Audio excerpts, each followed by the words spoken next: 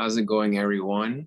I am happy to have my guy, sports broadcaster Ian Sachs, to do another content with. Ian, how's it going, man? Good. Everything's good. Thank you so much for having me. Basketball season finally, really in full swing now. So looking forward to it, and should be uh, should be a good next couple of months for sure. Yeah, man, college basketball is back. I'm excited for that. But in this one, we're going to talk about the Phoenix Suns. A guy like yourself, you were living in Arizona for a while, attending Arizona State University, getting your master's there. So you pretty much know the ins and outs of stories that are circulating over there. But the Phoenix Suns, man, ever since Chris Paul came to this team, obviously they got better.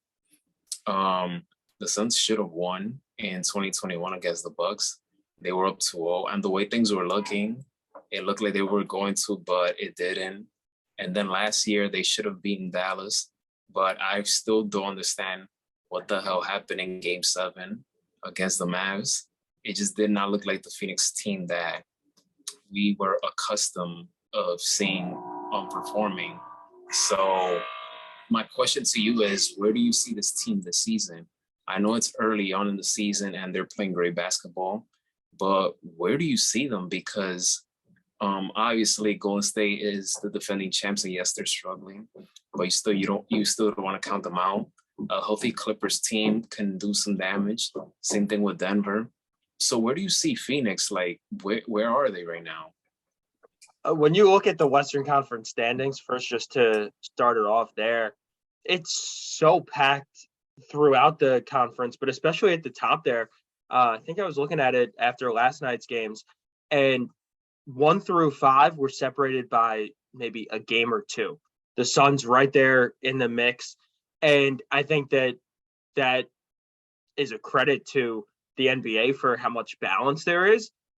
As for the Suns, they're not going to run away with the 1 seed the way that they did last year, where they were far and away the best team in the regular season, not just in the Western Conference, but in the NBA as a whole. And I think that going through last year's experience of putting out that great regular season record and then having it all fall apart in the playoffs, I think that that's something that they will learn from and use it as a growing experience as they head into this season. They saw what it's like where they put everything into all 82 games in the regular season. And while it was great that they were the 1 seed, won well over 60 games, they flamed out in the playoffs. Simple as that. You lose a game 7 at home to the number 4 seed, the Dallas Mavericks, by 30, 40 points, where it wasn't even a contest. That is shows you that something needs to change with this team. And I think it's that they went all in on the regular season. We saw it similarly with the 73-9 Warriors team a couple years ago, where they flamed out in the NBA Finals and lost to the Cavaliers. So I think that the Suns can use that as a growing experience. Now, based on just this season, what we've seen in the first 11, 12 games, I think that the Suns are going to be dealing with injuries throughout the season. We've already seen Chris Paul miss a game or two with an injury. Cam Johnson is out injured. Jay Crowder, they're looking to trade him. If they can trade Jay Crowder, then they'll be able to add pieces, because right now Crowder's not with the team, so he's not giving you anything. And you would think that whoever you bring in will help you down the line. If they can get healthy and if they can stay healthy, really health is going to be the biggest thing with this team. If all of your pieces can be playing in the most important minutes and games of the season, they are right up there on that short list of teams that can win the championship. If Chris Paul, who is on the backside of his career, we all know that, if he struggles with some nagging injuries, this team is all about injuries and staying healthy. Chris Paul, I love him. Great point guard. But this man, a part of it had to do with bad luck. because normally he's an injury prone kind of player, but a lot of these injuries comes around playoff time, which is something that it's unfair. Yes, it hurts him that he has been part of teams where they were up 2-0 and they blew it, and that happened 5 times in his career so far. It's definitely not a good look, but I feel that when it's all said and done, when he's healthy, we know how impactful he is on any team that he plays for. And the thing is, he's getting older. He's not getting younger. So I feel like the older he's getting, the more that their title window is closing on Phoenix.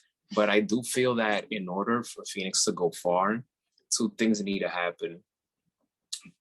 Number one, they got to stay healthy. And number 2, they need Devin Booker and DeAndre Ayton to be even more aggressive and raise their game to a higher level to have some success. I like DeAndre Ayton, and it felt like he was going to leave the team after last season. You kept hearing these rumors that things were not going well with him and coach or him and Chris Paul. There was a whole bunch of stuff that were thrown out there. He was on the verge of signing with Indiana, but then he stayed with Phoenix. So, I mean, they're gonna have to do something. Obviously, some move. I feel like a significant trade with one of their pieces had to happen. Like you mentioned, Jay Crowder, he could be, if you could get something in return for him, that will help this team, down the stretch, then great. But when we're talking about the Western Conference, it's not nothing new. It's been going on for years now where you have a lot of teams that are stacked in that conference. So Phoenix, in order for them to stand out, you have to stay healthy, and it's gonna come down to more than just 1 or 2 players to step up. So DeAndre Ayton needs to step up, Devin Booker has to step up, and Chris Paul, you just gotta hope that he stays healthy and hopefully finally get over the hump once postseason comes around. That's a really good point that you mentioned with Ayton. I wanted to touch on everything that went on with him.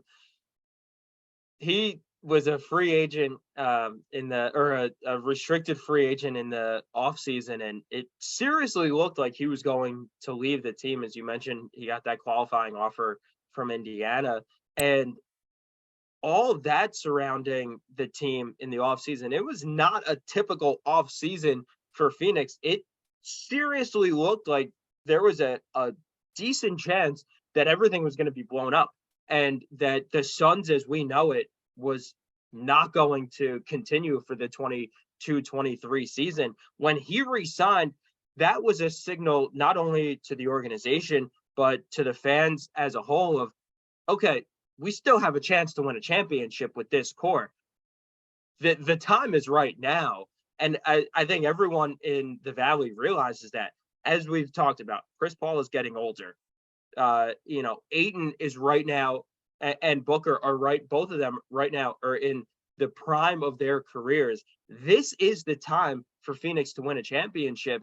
And, the championship windows don't last long, and they're over a lot quicker than fans will realize. So if Phoenix has a chance to do it, 2021 looked like a great chance, and they lost in the finals. 2022, they were the best team in the regular season and flamed out. 2023 needs to be at least Western Conference Finals, if not NBA Finals run, and ideally an NBA championship for Phoenix. It would be the first one in franchise history, so they need to punch their ticket sooner rather than later.